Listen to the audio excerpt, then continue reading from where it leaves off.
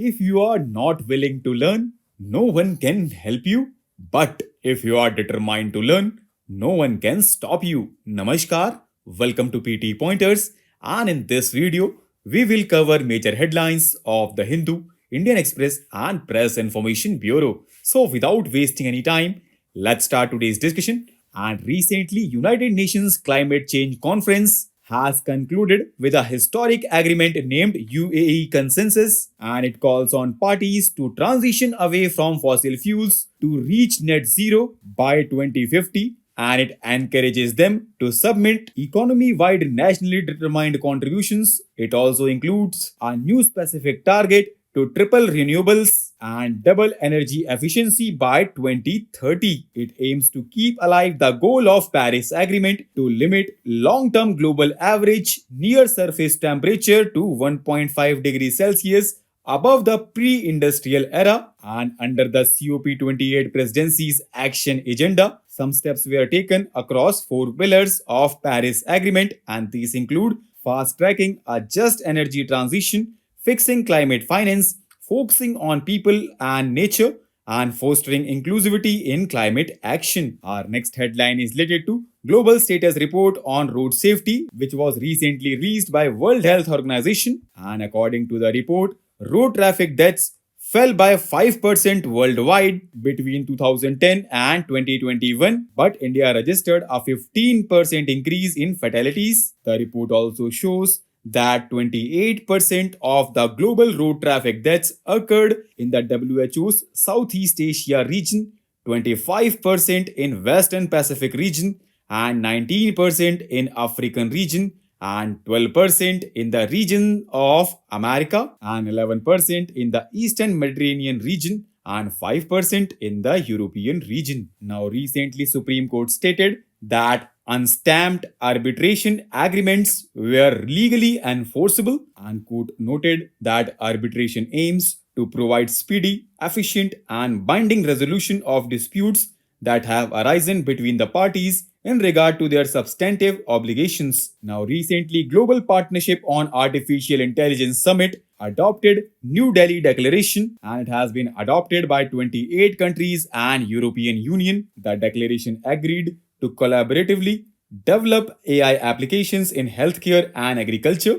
And under the declaration, Global Partnership on Artificial Intelligence will also focus on countries from the global south and make available the benefits of AI platforms and solutions to all people of the world. And do you know, friends, Global Partnership on Artificial Intelligence is a grouping of countries in North and South America, Europe, and East Asia, and it aims to bridge the gap between theory and practice on AI by supporting cutting-edge research and applied activities on AI-related priorities. Our next headline is related to remission of duties and taxes on export products scheme, and it is in the news because recently United States and European Union have imposed countervailing duties on 4 Indian products as a retaliation against remission of duties and taxes on export products scheme. Now, what is countervailing duty? Friends, it is a specific form of duty that government imposes in order to protect domestic producers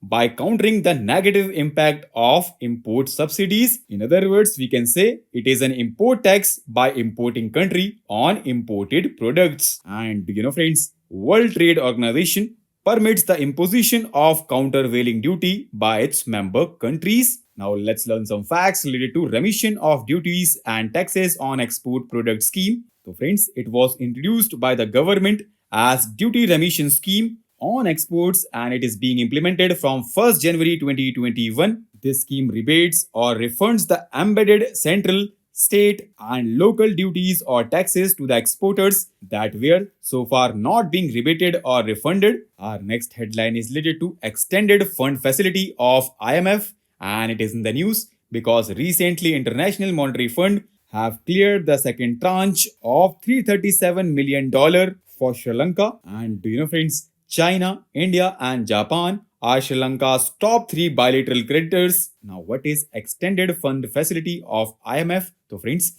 it provides financial assistance to countries facing serious medium-term balance of payments problems because of structural weaknesses that require time to address. It offers longer program engagement and a longer repayment period. Our next headline is related to carbon capture and storage and carbon dioxide removal technologies. And they are in the news because during COP28 climate talks, decisions have referred to the abatement and removal of carbon emissions using carbon capture and storage and carbon dioxide removal technologies. Now let's know more about them. So friends, carbon capture and storage technology can capture carbon dioxide at source of emissions before it is released into the atmosphere, and these sources include fossil fuel industry and industrial processes like steel and cement production. And on the other hand, carbon dioxide removal technology takes the form of both natural means like afforestation or reforestation and technologies like